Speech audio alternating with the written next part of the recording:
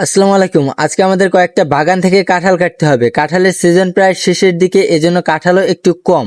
সেজন্য আমাদের যে বাগানগুলি আছে ওই বাগানগুলি ঘুরে ঘুরে সম্পূর্ণ কাঁঠালগুলি আমরা কেটে নিয়ে আসার চেষ্টা করবো ইনশাআল্লাহ। আমাদের যে কাঁঠাল বাগানগুলি আছে সেগুলি কাছেও আছে এবং দূরেও আছে, সব জায়গা থেকেই আমরা কাঁঠাল কাটার চেষ্টা করব।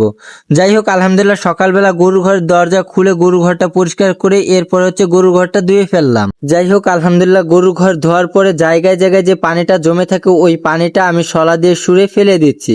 যদি ওই পানিটা থাকে তাহলে সারাদিনও যতই আমরা ফ্যান ছাড়ি ওই পানিটা শুকাবে না, সেজন্য শলা দিয়ে সুরে দিলে তাড়াতাড়ি ঘরটা শুকিয়ে যায়। গরুর ঘরের কাজ সম্পূর্ণ শেষ করার পরে এখন আসছি ছাগলের ঘরে।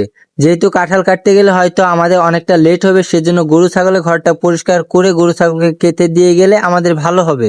যাই হোক, আলহামদুলিল্লাহ গতকালকে বিকালবেলা ছাগলকে একটা কাঁঠালের পাতার ডাল খেতে দিয়েছিলাম। সেখান থেকে অধিকাংশ পাতাই কেটে কেটে নিচ দিয়ে ফেলে দিয়েছে।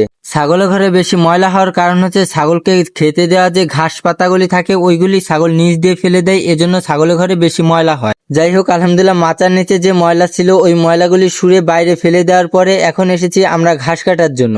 এখন যে জমিটা থেকে আমরা ঘাস কাটতেছি এই জমির ঘাস শীতের সিজনে ভালো হয়, বৃষ্টির সিজনে ঘাস একটু কম হয়। এইখান থেকে গতকালকেও আমরা ঘাস কেটেছি, আজকেও এসেছি, আর হয়তো 2-1 দিন কাটলেই এই জমির ঘাস শেষ হয়ে যাবে।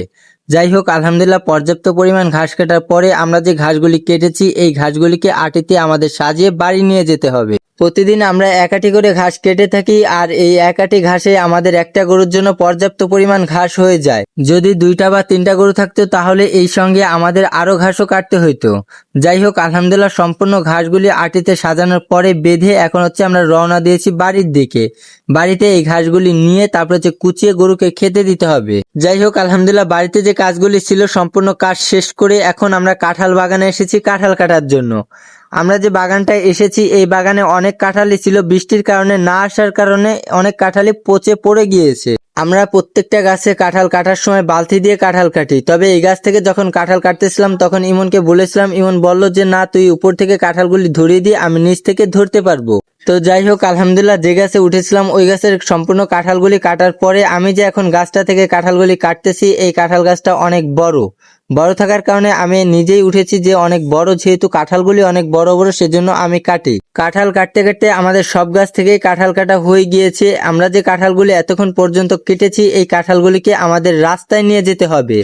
যেহেতু বাড়ির মধ্যে ভ্যান আসার কোনো সুযোগ নাই বা রাস্তা নাই, সেজন্য এই কাঁঠালগুলিকে আমাদের রাস্তায় নিয়ে যেতে হয়। রাস্তার একপাশে সম্পূর্ণ কাঁঠালগুলি সুন্দরভাবে সাজিয়ে কাঁঠালের যে ডাটিগুলি থাকে এইগুলিকে কেটে দিতে হবে। কেটে দিলে কাঁঠালের যে কষ্ট আছে ওইটা খুব তাড়াতাড়ি ঝরে যায়। যাই হোক, আলহামদুলিল্লাহ একটা বাগান থেকে কাঁঠাল কাটার পরে আমরা গিয়েছিলাম অন্য একটা বাগানে কাঁঠাল কাটার জন্য। এই বাগানে যাওয়ার যে রাস্তাটা এই রাস্তাটা অনেকটাই খারাপ, সেজন্য আমরা কাঁঠাল কেনার পর থেকে এই পর্যন্ত মাত্র একবার কেটেছি। সেজন্য ভেবেছি এই বাগানে যে কাঁঠালগুলি আছে সম্পূর্ণ কাঁঠালগুলি আমরা একবারেই কেটে নিয়ে যাবো ইনশাল্লাহ। কাঁঠাল কাটার সময় প্রচুর বৃষ্টি হয়েছিল। যাই হোক, আমাদের জন্য সবাই দোয়া করবেন। আসসালামু আলাইকুম রহমতুল্লাহ।